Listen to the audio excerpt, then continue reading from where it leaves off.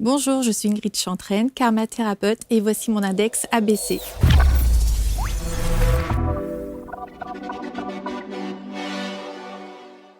On accueille donc, tout droit venu du Havre, Ingrid installée sur les canapés. Bonjour. Bonjour. Bon, votre karma vous a conduit jusqu'ici. Oui, bon. Très bien en plus. Tout était aligné pour Tout est venir. aligné, parfait. Merci d'être là. Karmathérapeute, on va voir ce qu'est véritablement Oui. d'abord un karma ou une karmathérapeute et sa fonction, évidemment. Et puis on va voir au travers de votre parcours de vie comment vous en êtes arrivé à celle que vous êtes aujourd'hui. Parce que vous étiez plus sur le pam pam pam. Oui, c'est ça. J'étais à la Je l'ai bien fait ou SNCF pas avant. C'était parfait. Vous aviez travaillé effectivement à la SNCF. Qu'est-ce qui s'est passé pour que vous décidiez de changer complètement de braque? Alors, il y a eu des événements de vie où j'ai eu des maladies auto-immunes, beaucoup de fatigue. Et après un congé parental de 3 ans, quand j'ai repris à la SNCF, en fait, j'avais déjà commencé à travailler dans les énergies sur moi et sur des personnes. Okay. Et je me suis plus sentie à ma place, en fait. Je me suis dit, OK, je suis là pour faire en sorte que sur mes tableaux de bord, les petits smileys soient verts. Et à côté de ça, je recevais déjà des personnes, je me sentais utile.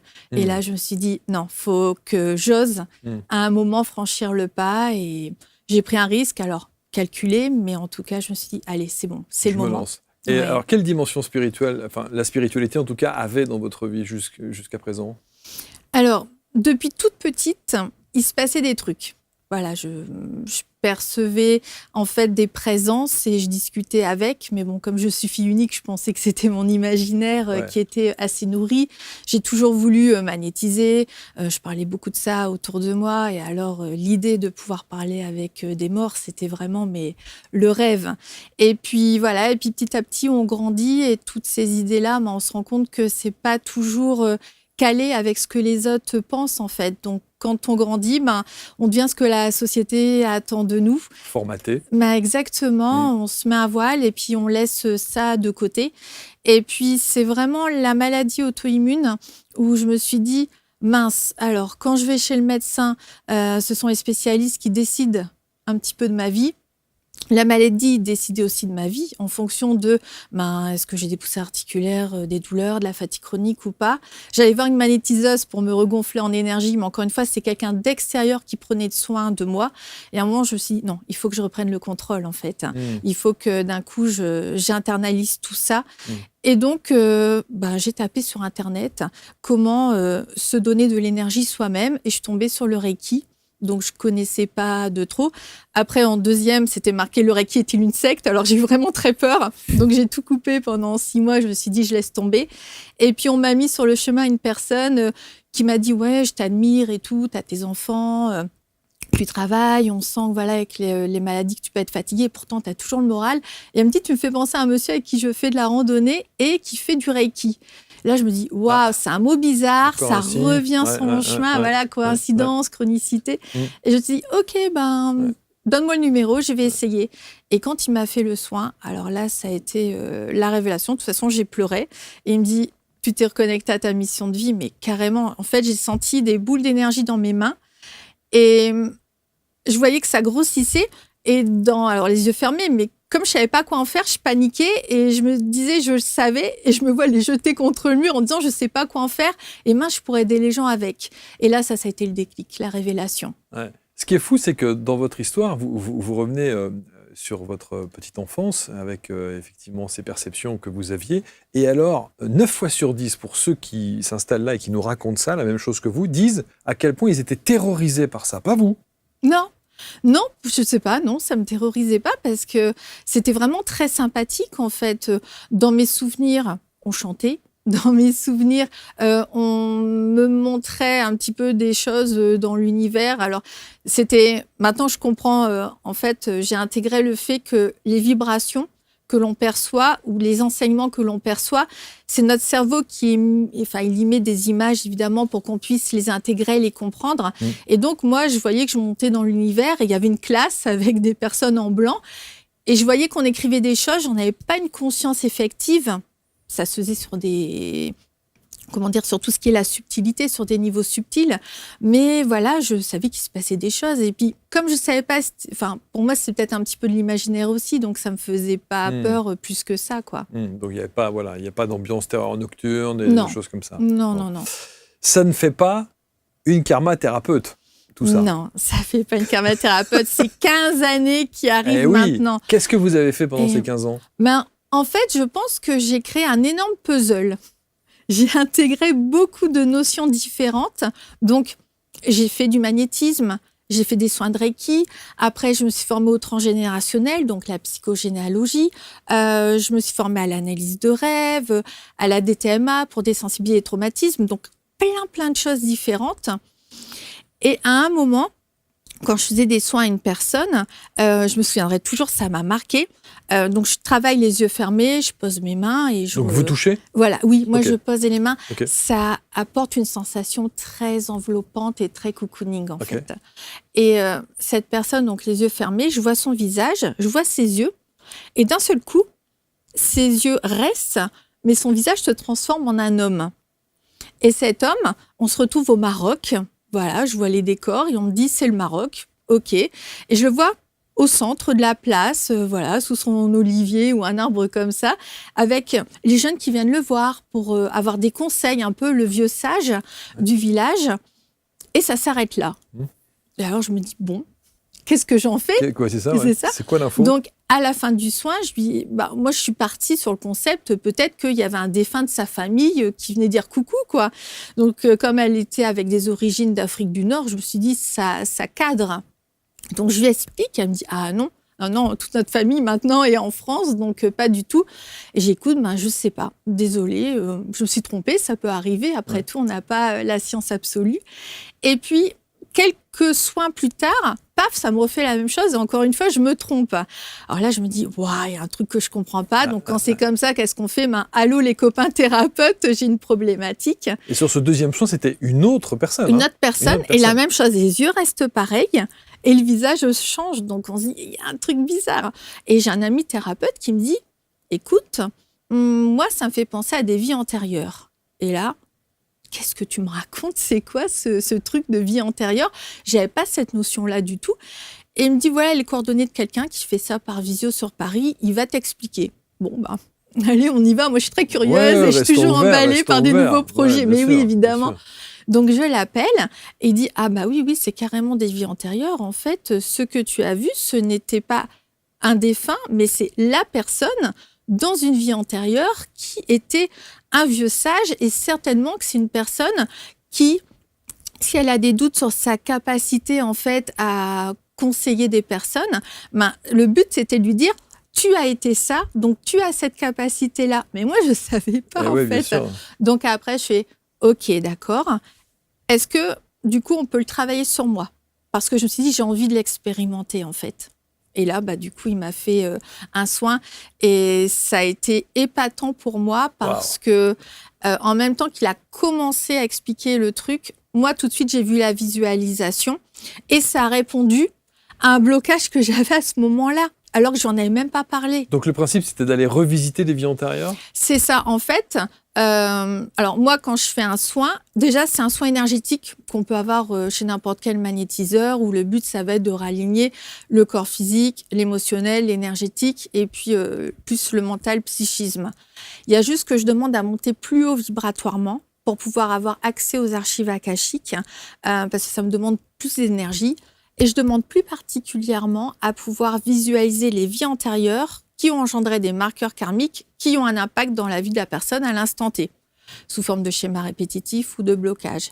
Et à partir de là, donc, je pose mes mains, je travaille sur le soin, sur le chakra où je suis, et je laisse venir à moi les images. Et à partir de là, je dis toujours aux personnes, j'ai juste besoin de popcorn en fait. Je suis au cinéma parce que je vois un film et parfois, je vais avoir les sensations. Donc, quand c'est des choses qui ne sont pas très top, ce n'est pas toujours agréable d'être dans le ressenti. J'avais une personne comme ça, je ne savais pas qu'elle était aquaphobe. Et du coup, j'ai vu la visualisation et je me noyais. Et je fais, c'était un petit peu troublant, on va dire.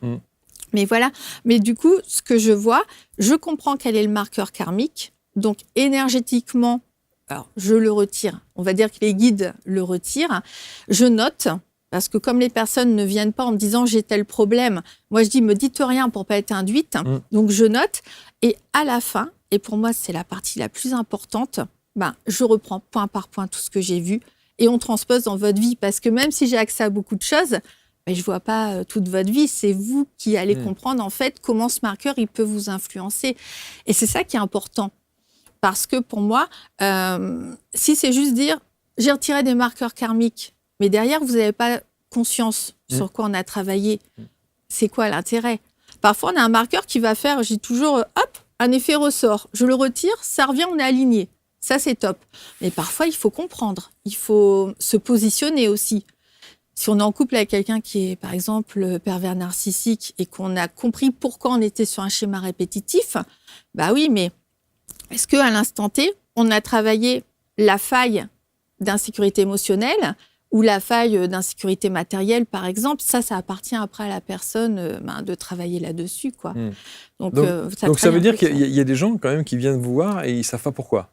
Oui, alors c'est souvent des personnes qui ont déjà fait beaucoup de travail introspectif sur eux, ou alors des thérapeutes aussi qui ont toujours un besoin d'avancer, ou des personnes qui ressentent un mal-être mais qui ne savent pas comment l'exprimer. Et donc, à partir de là, ça me donne des pistes de travail déjà. Soit on tombe sur la problématique que la personne a comme blocage, et donc ça va permettre de débloquer, soit on va tomber sur quelque chose qui est déjà travaillé, déjà connu.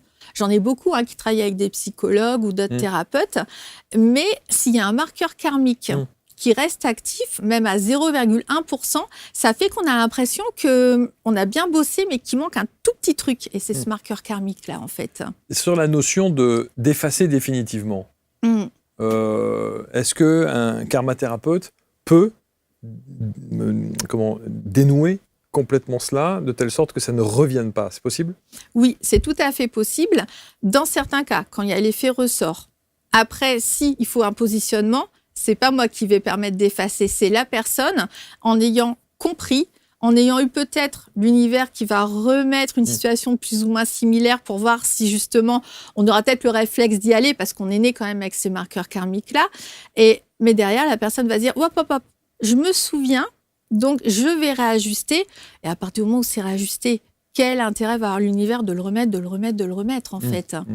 Donc c'est ça le but, c'est de se dire, à partir du moment où je me suis libérée, derrière, on va lâcher les fausses croyances qui vont dire non, mais c'est là pour toujours, et se dire non, c'est bon. Si je l'ai fait, il n'y a pas de raison que ça revienne. Alors racontez-nous quand vous l'avez fait sur vous, parce que tout bon thérapeute en règle générale commence par soi-même, par lui-même. Alors quand je l'ai fait, ça m'a permis aussi de travailler sur la culpabilisation des vies antérieures. Parce que c'est vrai qu'on peut avoir peur des fois d'aller voir nos vies antérieures parce qu'on se dit mais si j'ai fait quelque chose de mal, et on est déjà dans le jugement, dans la culpabilité ou quoi que ce soit. Et là en fait, ce monsieur me dit je te vois, période un peu viking. Et là, le flash. En fait, c'était plus une image à ce moment-là parce que c'était quand même il y a plus de 7-8 ans. Donc, je vois une image, je me vois en homme, en premier plan, et vraiment le ha du pouvoir. Et derrière, je vois un village qui est détruit, je vois des hommes, des femmes ensanglantés par terre, tout ça. Et je sens la jouissance du pouvoir, en fait. Et là, je me mets à pleurer, puis je dis « ça va pas du tout, je suis quelqu'un de gentil et tout, je suis lumineuse, j'essaie de faire le bien, pourquoi je vois ça ?» Donc, il m'a expliqué, pas de culpabilité, pas de jugement. À un moment, c'est ce qui s'est passé. Et maintenant, ce qui va être intéressant, c'est voir dans ton présent, dans ta vie actuelle, en quoi ce marqueur de pouvoir... Exactement. Et alors ? Et alors, c'était le fait que j'avais une aura, on va dire, médiatique tellement intense que ça avait suffi à ce que les gens me suivent pour aller exterminer des enfants, des vieillards, des femmes. Et j'arrivais à un moment où... je sentais que j'allais partir de la SNCF. J'avançais vraiment bien dans les soins, dans mes capacités qui se développaient. Et depuis 6 mois, ça bloquait. À chaque fois que je montais en méditation, donc moi, je me vois monter dans l'univers, sauf que là, ma tête, elle tapait contre une vitre. Et donc, je voyais que je pouvais aller plus haut. Mais j'y arrivais pas et j'avais demandé à mes guides, j'avais repris mes autotraitements, j'essayais de voir si est-ce que je suis dans le juste, est-ce que je fais bien les choses, et je comprenais vraiment pas. Et là, j'ai compris parce que c'était un moment où j'avais de plus en plus de personnes qui venaient me voir. Il y en avait qui commençaient à me demander mon avis, qu'est-ce que t'en penses ou quoi que ce soit. Donc, avec mon aura, j'avais de plus en plus, on va dire, d'influence sur les personnes. Et du coup, ce marqueur de cette vie antérieure s'est réactivé en disant, attention, quand tu as eu des gens qui t'ont écouté et que tu as pris de l'importance, et voilà ce que tu as fait. Et du coup, une peur, la peur de faire du mal aux gens sans le faire exprès. Dire un mot de travers qui va blesser ou proposer une solution alors que ce n'est pas notre rôle et que derrière, ce n'est pas la bonne, qu'elle ne nous appartient pas. Donc, je restais sur mes petits soins énergétiques tranquilles. Mais ça me bloquait. Alors, vous qui allez dans les annales akashiques, c'est toujours intéressant et je me pose toujours cette question. Quand on va revisiter effectivement ces vies antérieures, pourquoi sommes-nous toujours l'opposé de ce que nous avons été ? On n'est pas spécialement tout le temps l'opposé. Je me permets de dire ça. Bien sûr, bien sûr. Parfois, je vois qu'on est sur un schéma répétitif, en fait. Parce que dans la première vie, on n'a pas compris quelque chose dans ce qu'on devait travailler. Et donc, on nous le remet, on nous le remet, on nous le remet. J'ai eu le cas comme ça d'une personne. Alors, la personne m'a déposé parce que parfois, les gens viennent en déposant leurs problématiques. Donc, je ne vais pas leur dire « Non, il ne fallait pas me le dire ». Donc, j'essaie par contre de faire table rase pour éviter d'être influencée. Ouais. Et donc, il m'avait expliqué ça. Et en fait, dès que j'ai posé les mains, j'ai entendu, parce qu'on peut avoir aussi de la clairaudience, il n'a plus qu'une seule chose à travailler. On m'expliquait qu'il était à 60-70 vies d'incarnation, parce qu'il lui restait une chose à travailler, et c'était en fait la manipulation des personnes fragiles.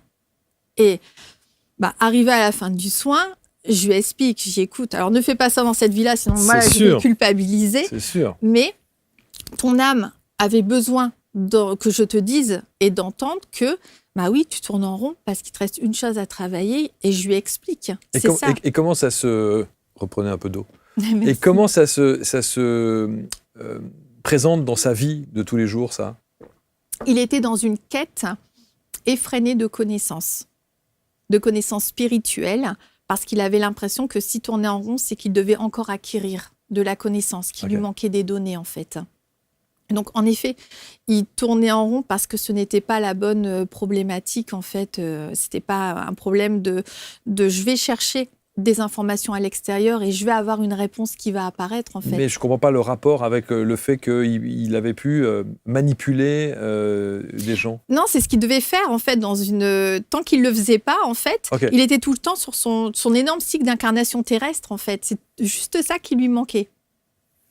Et donc, ça veut dire quoi ? Quand il lui manque juste ça, ça veut dire qu'après... Il redeviendra toujours être humain, jusqu'à ce qu'un jour ou l'autre, il le fasse, en fait. C'est pour ça qu'on n'est pas tout le temps l'opposé, en fait. Il y a des choses qu'on doit travailler, et tant qu'on ne le fait pas, on revient jusqu'à ce qu'on ait pu le faire. Et vous aussi, vous aviez ces schémas répétitifs ? Les schémas répétitifs que j'ai pu avoir, c'était plus, on va dire, en transgénérationnel.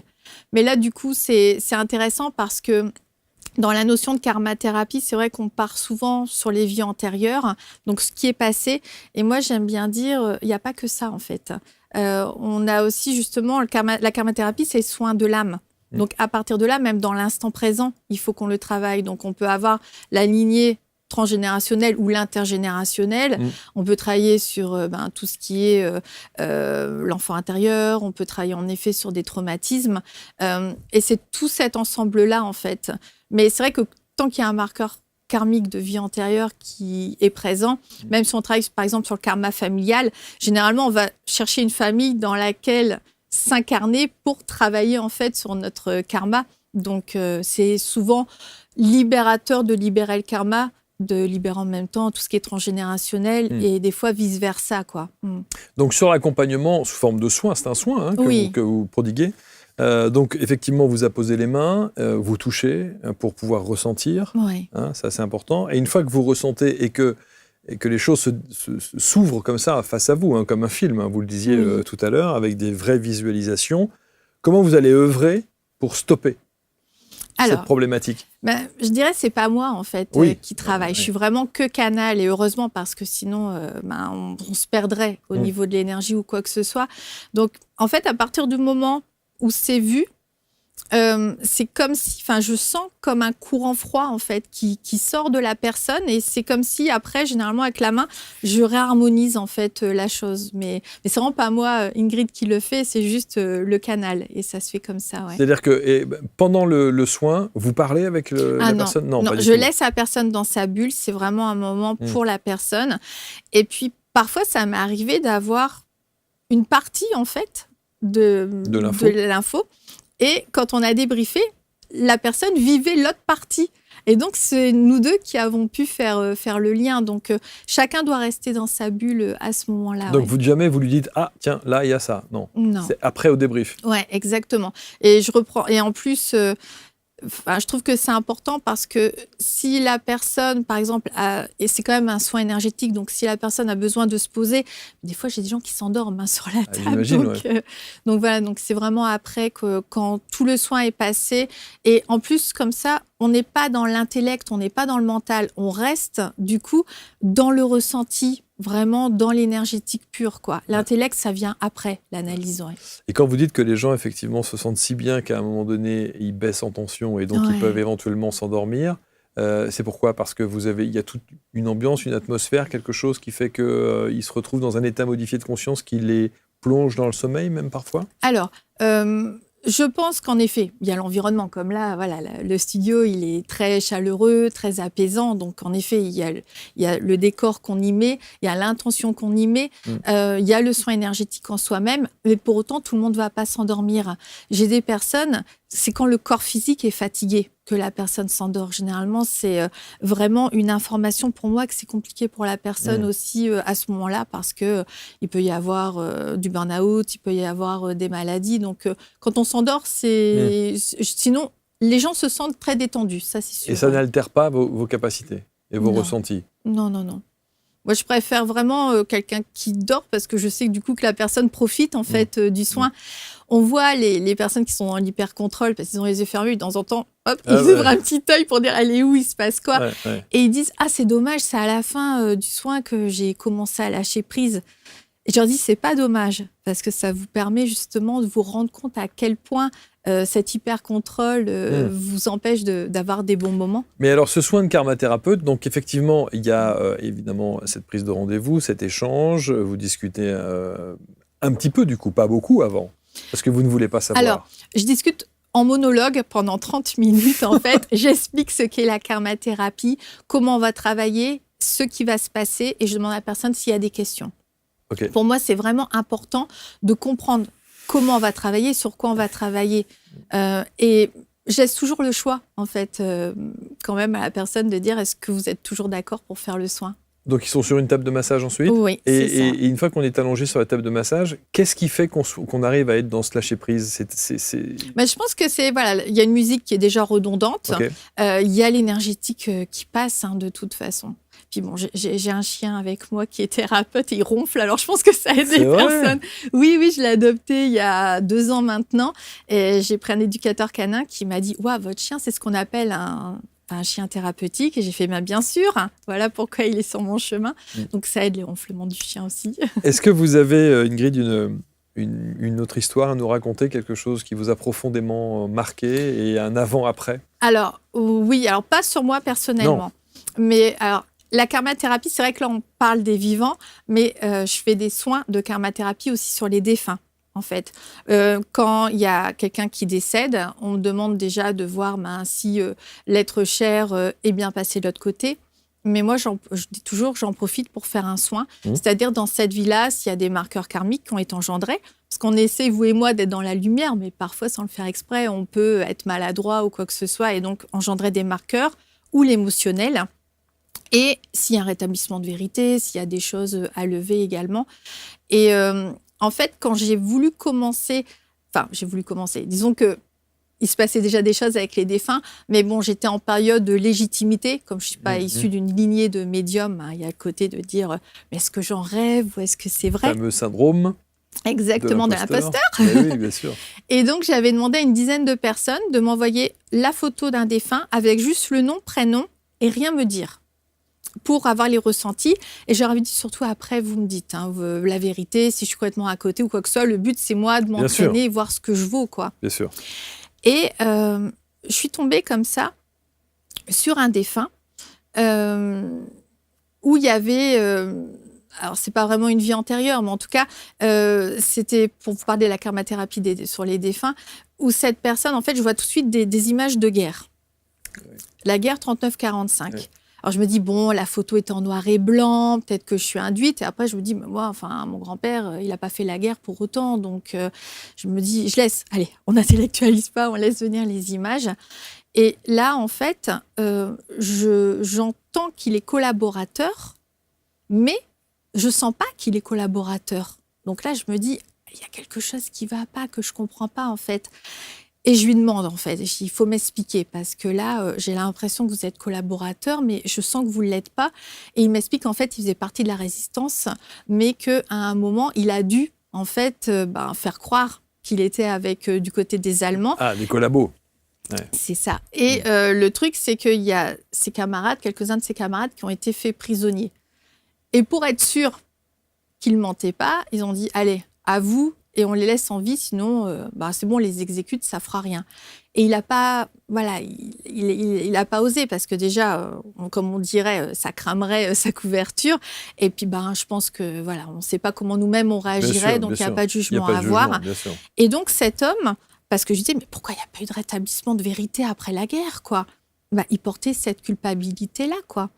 Et donc, c'est quelqu'un avec cette culpabilité-là. Si on nettoie pas le karma de ce défunt, qu'est-ce qui va se passer dans les futures incarnations ?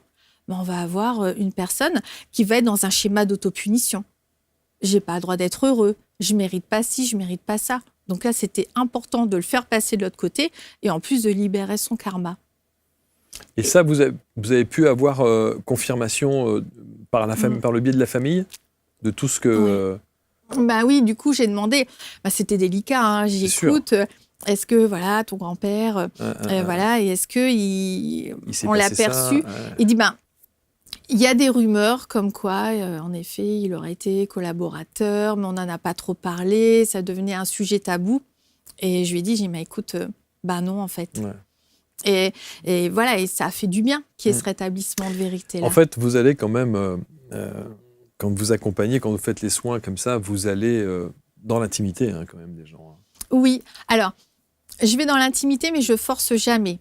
C'est-à-dire... Enfin, ça se présente à vous quand même, à chaque fois. Oui, alors déjà, je mets en intention que les personnes qui viennent à moi, ce soient des personnes que je suis en capacité d'aider ou de réorienter, si je sens que d'autres thérapeutes sont plus à même de les aider. Et surtout, je vais demander à ce que je vais voir, percevoir et travailler, ce soit acceptable et intégrable pour la personne. Ouais. Donc, ça arrive parfois que, quand j'arrive surtout sur le chakra du cœur, j'arrive pas à savoir si c'est une vie antérieure ou si c'est l'enfant intérieur, enfin, si c'est une vie antérieure ou si c'est l'enfant intérieur qui a été blessé ou quoi. Donc là, en effet, c'est délicat parce que je me retrouve à dire à la personne, voilà, mais je dis franchement, je ne sais pas si c'est une vie antérieure ou si ça t'appartient dans cette vie-là, mais voilà ce que j'ai vu. Et puis, y a une réaction qui se fait. Donc, sûr. Quand c'est l'enfant intérieur, je dis, écoute, c'est OK. Accueille déjà ce qui est en train de bouger en toi. Et après, on part sur un accompagnement qui va être souvent de la désensibilisation de traumatisme, mais sur d'autres séances. Par contre, si j'ai une personne qui va être un petit peu trop émotionnellement, on va dire, déstabilisée, j'ai dit, écoute, on se prend un temps. Hop, on prend un petit verre d'eau, on se pose, on discute. Je te fais un soin déjà sur le chakra du cœur, je t'écoute. Et maintenant, soit on continue, soit pour l'instant on arrête là la karmathérapie et on va plutôt travailler. Mais derrière on a des outils de toute façon pour avoir le suivi. Et pour moi c'est super important. On ne peut pas lâcher des bombes comme ça et dire. Tout le monde n'est pas en capacité d'entendre ou d'accueillir ce que vous dites. Hein. Oui, c'est pour ça que... Beaucoup de psychologie, beaucoup de pédagogie. C'est pour ça que moi, je me forme tous les ans. je me forme à quelque chose de nouveau, en fait. Alors, je suis allée jusqu'en 2e année de psychologie, en fait. Donc, c'est la vie qui a fait que voilà, j'ai dû faire autre chose. Mais c'est toujours resté en moi. Donc, des livres, j'en lis, des formations, j'en fais. Et voilà, et c'est important. Et c'est pour ça que dans Karma Thérapeute, il y a quand même le terme de thérapeute. Donc, même moi, j'ai un psychologue qui me suit au moins une fois par mois. S'il ne se passe rien dans ma vie, il y a toujours eu des effets miroirs pendant des séances où je me dis, il y a un truc qui vient bouger, donc à mon avis, voilà, va falloir que je travaille là-dessus, quoi. Est-ce que, au travers de vos soins, vous pouvez détecter des pathologies ? Alors, ce n'est pas notre rôle, mais ça m'est déjà arrivé une fois de faire un soin et de voir les globules rouges qui n'allaient pas bien du tout. Donc, je l'ai fait de façon détournée, en disant, écoute, au niveau du corps physique, je te sentais un petit peu fatiguée. N'hésite pas à demander à ton médecin une prise de sang, tu sais, vérifier le fer, les trucs habituels, quoi. T'en fais souvent? Je dis parce que voilà, les femmes, quand il y a la pilule, une fois par an, on a le droit à une prise de sang. Mais bon, après, à un certain âge, quand on n'a plus ces règles et quoi que ce soit, on n'a plus cette problématique-là de dire, est-ce que vous pouvez ou pas analyser? Donc, de dire, ah oui, c'est vrai que je suis un peu fatiguée, je vais voir, quoi. Et elle m'a rappelé en me disant, tiens, j'étais en anémie sévère. Donc, c'était pas une grosse pathologie, et heureusement. Mais en effet, il manquait du fer. Donc, c'est l'amener, mais voilà, moi, je ne suis pas sûre, donc je ne peux pas me permettre. Bien sûr. Non, mais il y a cette retenue qui est nécessaire. Oui. Par contre, ce qui est intéressant, c'est que quand je suis souvent, c'est au niveau du chakra sacré, je travaille beaucoup sur le corps physique. Et là, je travaille sur des mémoires karmiques de blessures ou de mémoires tissulaires au niveau du corps physique. Et je leur dis, c'est pas parce que je nettoie ça que vous allez avoir une pathologie, mais il faut nettoyer ces marqueurs-là parce que par rapport à quelqu'un de lambda, vous avez plus de prédispositions. Et dans 3/4 des cas, il y a déjà des problématiques. Et là, on se dit, OK, quand même, quoi. Donc, ça vaut la peine. La médiumnité karmique, évidemment, karma thérapeute. Qu'est-ce que vous aimeriez, Ingrid, que l'on retienne de vous ? Alors, qu'est-ce que j'aimerais ? C'est une très bonne question. Oui, c'est toujours la question finale. J'aimerais surtout que les gens comprennent que dans ma façon de travailler, donc je travaille avec beaucoup de bienveillance et surtout aucun jugement, et que même ne doivent pas avoir des jugements par rapport à leur vie antérieure ou même dans cette vie-là, des faits passés, en fait. Que notre but, c'est toujours d'avancer. Et d'ailleurs, dans la karmathérapie, on travaille aussi sur le futur. C'est passé, présent, mais aussi à venir. Par exemple, si quelqu'un arrive chez moi, qu'on travaille sur tout ce qu'on a besoin de libérer ou de nettoyer, la prochaine étape, ça va être comment vous visualisez votre futur, en fait. Et c'est ça que je veux qu'on retienne, c'est que moi, il y a tout ce trajet-là, mais que mon but, c'est surtout le futur. Permettre aux personnes de devenir la version alignée d'eux-mêmes. Et autonome. Mais oui, et parler de manifestation. Je dis toujours, on est la vie passée d'une de nos vies futures. J'adore cette phrase. Elle m'est arrivée une fois comme ça, mais je l'adore, je la ressors tout le temps. Mais c'est ça, en fait. Donc, comment, avec la manifestation, faire en sorte de ce que j'ai envie, ça va devenir réalité, si c'est juste, bien évidemment. Et est-ce que vous avez suffisamment manifesté, vous ? Oui, je suis là déjà, je suis super heureuse. Et nous aussi. Alors, du coup, il faut venir au Havre ? Non, je fais aussi par visio. Ah, on peut le faire aussi en visio. Exactement, tout ce qui est francophone. En anglais, j'ai déjà essayé une fois. Comme vous disiez qu'il fallait toucher, non. Alors, en fait, je propose aux personnes de s'allonger, de se mettre une musique, une bougie, et je leur dis où je poserai mes mains. Comme ça, eux-mêmes peuvent le faire s'ils veulent. J'en ai qui restent allongés, mais comme ça, ils peuvent ressentir avec la chaleur de leurs propres mains déjà. Plus certains vont ressentir l'énergie passer. Donc, ils sont actifs de cette façon-là. On va mettre tous les liens pour entrer en contact avec vous. Merci beaucoup, Ingrid. Avec plaisir. Merci. Et vous faites des conférences aussi, apparemment. Oui, j'adore. J'adore. J'explique la karmathérapie, tout ce qui est contact défunt. Et je réponds beaucoup aux questions. C'est vraiment... Ah oui, ça, c'est ce que je préfère. Merci infiniment. Vous allez commenter avec bienveillance comme toujours, vous partagez. Vous avez sous cette vidéo l'intégralité des contacts pour que vous puissiez prendre rendez-vous et avoir ce soin et cet accompagnement plus généralement avec Ingrid. Merci, bon retour. Merci beaucoup. Et on se retrouve très vite pour un prochain Portrait Index. Merci à tous.